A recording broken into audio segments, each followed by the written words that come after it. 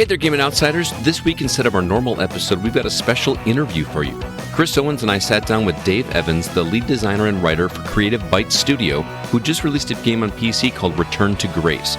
You'll hear about the inspiration for the game and some inside information about what went into making the game. We'll be back next week with our usual discussion of news, the games we've been playing, and a community topic. But for now, we hope you enjoyed this discussion with Dave Evans. This is the Gaming Outsider. Greetings, programs, and welcome to the Gaming Outsider, a video game podcast focused on our incredible community. My name is Scott Clark, and joining me is my good friend, Chris Owens. How you doing, man? I'm doing well, Scott. How are you? I'm getting used to recording with you, man. It's like I feel like 3 or 4 times now in the past week. You know, it's awesome. I feel like I'm back home finally, so it feels great that we can get together so much. Very cool. Well, it's even more cool because we got a very special guest. It gives me great pleasure to welcome to the show the lead designer and writer of Creative Bytes Studio, developer of a game called Return to Grace that recently released, Mr. Dave Evans. Dave, how are you doing, sir? Great. Super happy to be here. We're excited to talk to you. I love to talk to devs because we know nothing about development. We just like to play the games and talk about them and celebrate them. But when we get to kind of pick your brain and learn about the process, it's a lot of fun. So right off the gate, I want to kind of to give the audience a feel for what Return to Grace is, because it looks really interesting.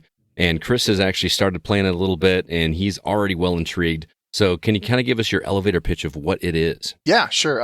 Grace is a set in a retro 60s retro sci-fi world. It's an action adventure game. I think I can proudly say it's a walking simulator. It's story first with a lot of choices that sort of change certain aspects of the game, allow for a certain play style.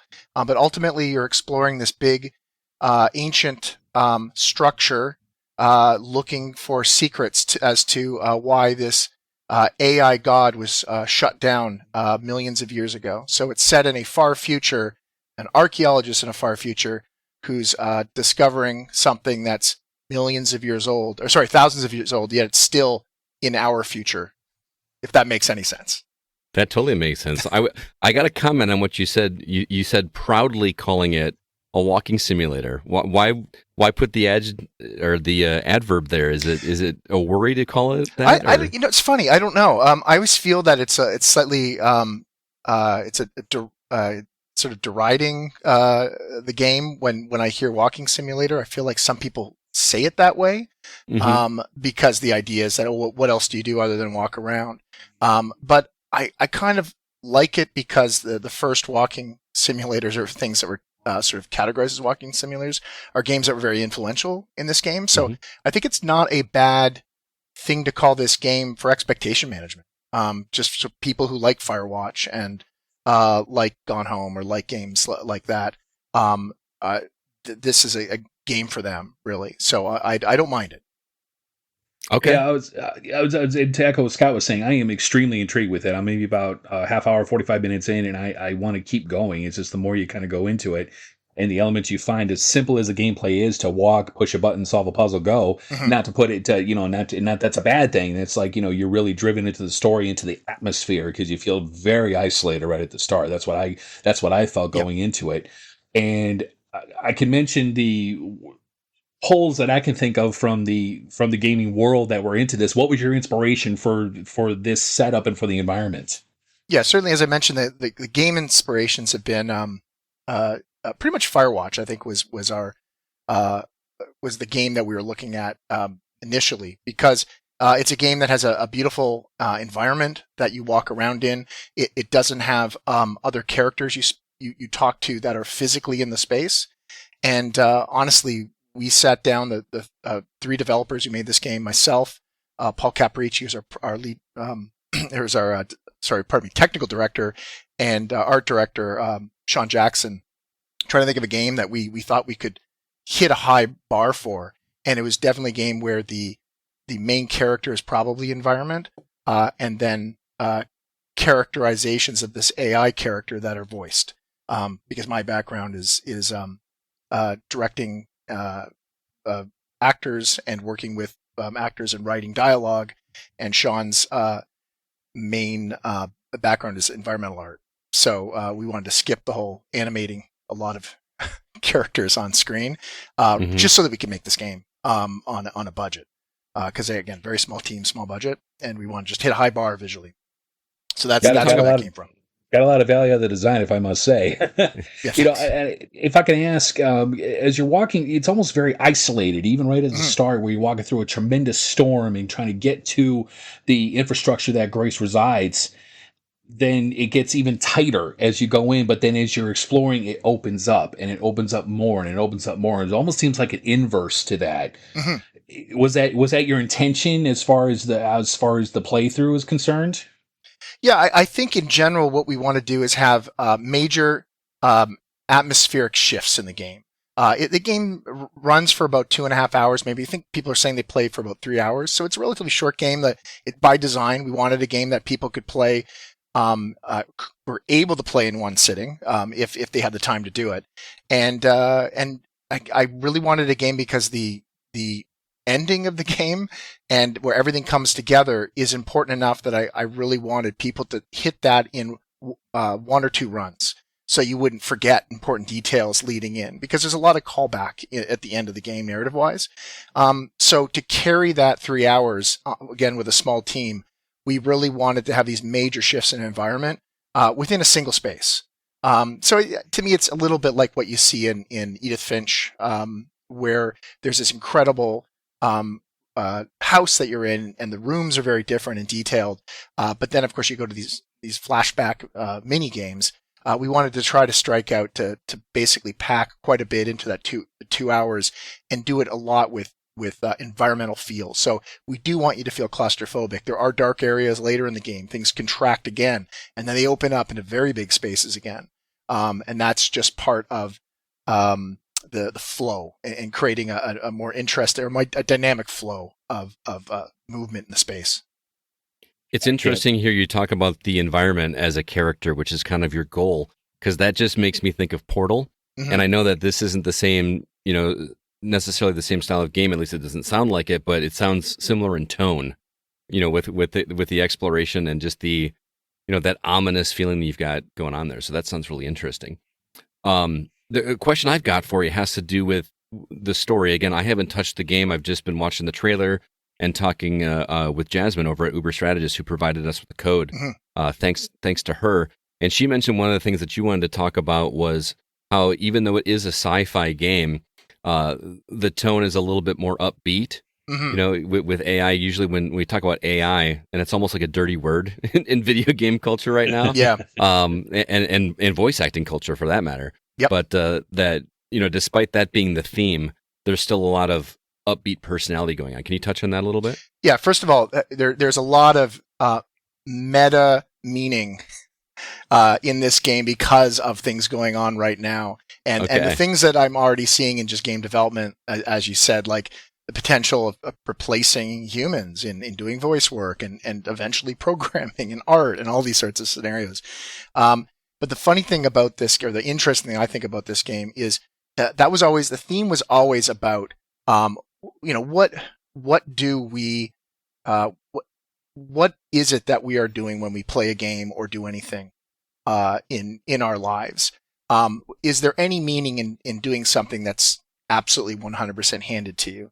And the initial sort of the genesis of this game idea was really to have AI stand in as an analog for something more religious, like the idea that if you were a religious person and you really did want some deity or something to control your life, would you really want that? And that was sort of the questions we're asking by having this AI that had become fractured into these different personalities that kind of represented different human ideas of a god, let's say. So we were kind of using AIs to connect with this other idea and looking at sort of a Zen Buddhist approach or a more fire and brimstone Old Testament approach to what a god could be. And then over the course of developing this game, we realized that this was just going to be way more on the nose with AI being this god. I looked at this as 3,000 years in the future, an analog for something that people feel very connected to now, potentially. And then I realized, oh no, this is 10 years away, like potentially these decisions we're going to have to make. And is, even if we enjoy the art, if an artist isn't doing it, a human isn't doing it, or if a human's not writing it or performing it, is there a point still to doing it? So we started to ask these questions, and that's sort of things that come up at the end of the game, is related to something that's much more directly tackling AI.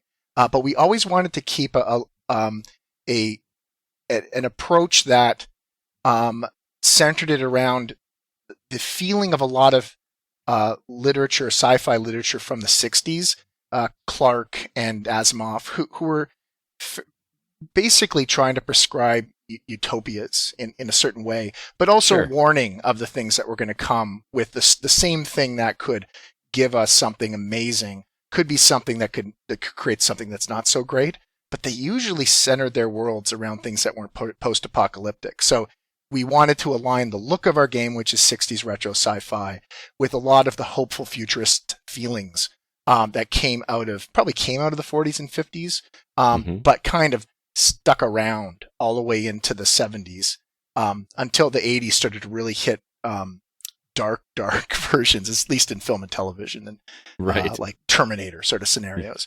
So we wanted to definitely step away from that. Yeah, exactly.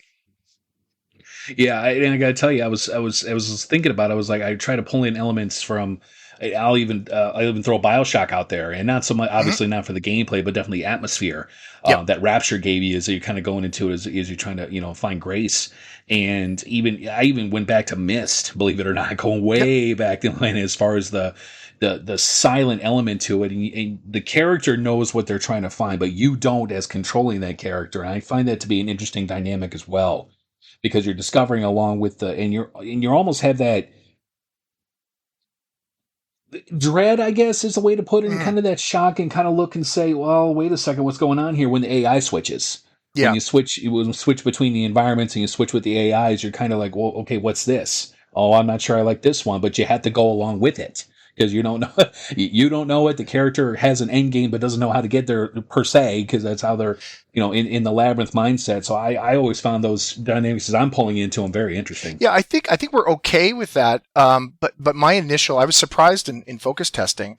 What my wife was playing it for the first time and hadn't been playing the game up to that point, and she thought it might be a horror game. Like, she kind of knew it wasn't. She knew what I was making, but she was in certain areas, and we set so many expectations up in terms of game convention and sci-fi convention that she was ready for something to jump out of a vent and murder her constantly. I had a heavy Dead Space vibe. Yeah, exactly. Right off the bat, because I had the same thought. It's kind of interesting to lean into that a little bit, because again, it's a game about, well, what would Addie, this main character, what would she be feeling? She knows there's not likely something that's going to hurt her, but she doesn't know, and she's in a space. She's out, hundreds of thousands, millions of miles away from civilization when she's out here, doing her space archaeology thing.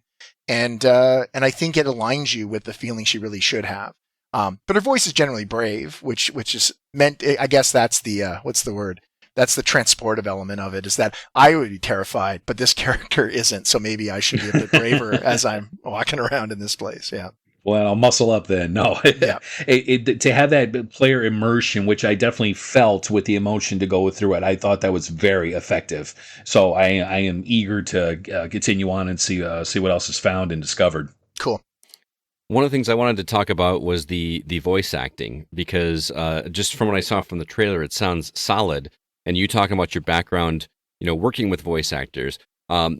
We talked to a lot of voice actors. You mentioned Firewatch earlier. Sissy Jones is actually a friend of the show. She's coming to our video game convention in October. It's her second. She actually asked to come back. So in talking to voice actors, we talk about that side of it, but we don't get to talk to too many developers about what's that process like. First off, curating those voice actors, and then recording it. I mean, I assume they're not doing it in person since you're a smaller studio. They're doing it probably at their own booths. Can you walk us through that a little bit? I mean, I come from a film background working out of Toronto. So we actually do record most of our material out of Toronto in a studio there with actors that are working actors in Toronto. Cool. However, I really do, I put quite a premium on finding the right characters. This game was not terribly difficult to cast. I kind of lean into writing wise. I'll write a sort of a shell of a character that I kind of know what the character is going to be, but the character doesn't get finalized till I find an actor for this character. That's probably what the Firewatch did, because I think they leaned heavily on I believe even improvisational aspects of these characters, these actors performing. But I definitely do that in finalizing a character around an actor, so that actor sort of brings half the performance, helps rewrite the pickups and things like that. And then the other side of that is I'll go even further if I need to. For our other game, The Veil, we had a lot of accents that I did not want it to sound like it was in North America in any way. It was a fantasy game. And I actually hired a friend of mine to cast it of London, England, to get better English and British accents, Scottish and Irish, that sort of thing. And in this one, we just wanted variety. So I threw it out there. I gave a lot of options to the accents that could create a certain amount of diversity and backgrounds of the actors that we would be casting. And then I just went through, I think, about 900 actors. It was a huge, the response to the call was a little bit overwhelming, actually. Wow. There's about Cool. 900 actors put in for these 6 parts. And I don't envy you, but that's a great response. It is. I mean, it's a nice problem to have, I suppose, because you can pick very carefully. But yeah, in terms of like the exact embodiment of these characters, the accents they would have, it really did. I looked at the performer, what they're going to bring to it, sort of the options, and that's kind of what finalized the decision. I didn't specifically say I need a South Asian accent for this character. I ended up with a South Asian actor who could do the South Asian accent, and that became that character at that moment. That might have been a roundabout way of explaining what we do. If you have any further follow-up questions, my next question is a little bit more self-serving, because I have aspirations of doing voice acting myself, and it sounds daunting to hear that you're getting 900 calls for this. So when you get that many, what makes it stand out? What makes an actor stand out above the rest, especially when you don't necessarily have a voice in mind? You're kind of, from what you're saying, revolving that character around whichever voice you land on. Yeah, when I'm not trying to be that focused, of course, I feel the need to be more.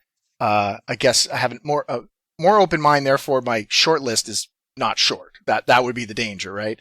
If I was looking for something very specific, I could immediately remove like 90% of the actors. But pretty much there's actors of all sorts of different stages that are auditioning. By the way, I really like having an open call. I have worked in scenarios where there's sort of a tight stable of actors that are very reliable, can do voices, and I think that's great. You have to turn around something very quickly, but I do find that things get old and a little bit tired, and you're not to get new blood and really consider different actors and voices, and I think it's super important. So I didn't mind going the extra step to consider more actors, but because a lot of them are newer actors, or they're more suited for potentially like more, I guess, on-camera roles, or even just the quality of their presence. I'm looking for something that's meant to be fairly earnest and realistic. So I can pretty much listen to about, it's terrible, but I'll listen to about 5 seconds of a take. And I knew they'd done a couple takes, so I usually jump around, but just to get a sense, does this person, are they a convincing actor? Because, there's a lot of people who are aspiring and aren't that good yet. So there's probably 60%. You have a wonderful radio voice. I don't know about your how, but you've got a voice. So maybe Scott has a face for radio. Yeah. But yeah, that's probably the first step. And that removes about 60 to 70% is just finding people that are definitely very good voice actors. And then it's painful. It's show it to friends, get second opinions. Usually I'm in line with the consensus. It's just a thing that tends to happen nicely. Yeah, and just picturing the characters and the roles and the different options. One of the more interesting ones, sorry, sort of jumping in here, or jumping around. Man. I mean, not letting you talk is what I'm trying to say. Was the character of Pal, which, have you met Pal yet in the game? He's a younger voice? No. Okay. No, not yet. Okay, there's a character, a version of this Grace AI that is this a little kid voice, and originally we're going to cast it as kind of like a bit of a meathead stoner sort of guy, And he's a combination of the what is it, the control processing of Grace and the empathy processing of Grace. So he's got a lot of heart, but he doesn't have any of the logic. So he's a little bit dumb. So first they thought we'll have a sort of like Woody's character from Cheers or something, sort of a classic dumb character. And we'd got a lot of people that were going to be actually pretty good. And then I said, well, what if it's a kid? Like, we got just a couple younger people just submitted and I wasn't expecting it. And I said, what if it's a kid? Like, it's not like he's dumb. He's just young and naive. But it set up so much of the comedy of having a very harsh logic processor. There's this character Logic who's sort of unforgiving about stupidity. And so all these lines that were meant to be just chastising and cutting down this kind of dumb, like, meathead sort of like, what's the word? Frat boy. Once it's directed at an 8-year-old child, it's awful and hilarious to me that she would be this mean to a kid. So that's another example of getting having a casting call that pulled in some things I didn't even consider, and then making a choice based on that. And I think I find it very funny. I'm hoping you do too. It's always those happy accidents. Yeah. That just like turn out better than anybody could have thought. And it's, I'm intrigued to discover how that voice ties in. It's why I love voice directing too, is that actors bring so much to the table, and I don't fully understand what I have in a game until I get the voices in. But that is part of the process. We spend a lot of time with robot voice just to get the timing of scenes down and get some understanding. I try to do my best to look at how is this going to work. But there's a lot of stuff that other people are like, Dave, is this going to be fun? Like, how's that going to work? And I'm like, no, I think an actor can do this. And then I cross my fingers, and I'm usually right, or an actor saves my butt. Or I rewrite. I have rewritten things that I'm like, oh, that wasn't funny. So, you're obviously the writer on this. And, when you talk to writers most of the time, they obviously love what they wrote. I haven't played the game. I don't know how it ends, but I've heard writers say that sometimes the most difficult part is writing the ending. And you mentioned it earlier. How do you feel? Are you satisfied with the way the game wraps up? Yeah, this is a bit of a trick. The tricky part about talking about this game, if anyone asks me, what is the genesis of this game? Where did this idea start? I started with the ending. Oh, cool. The ending was the whole idea of the ending was part of a short story, or a story I'd written to eventually make into a very different game. And this thing's been workshopped and changed to be pretty much unrecognizable from that first story.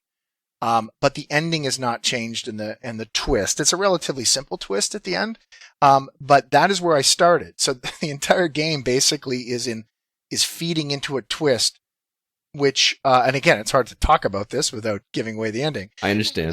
But basically the twist, or the meaning of the ending, is where everything's supporting that. So the writing, the characterizations, the journey that you as a character go on, the things a player has to think about when they're playing the game, all of this means something in the end that has that sort of, so the answer is, it was really easy because that was what we had. And then we had to figure out how to build from that. It's a little, I imagine it would be like the Sixth Sense, where you have this killer idea of a guy who doesn't realize he's dead. Sorry for the spoiler of a 15-year-old film.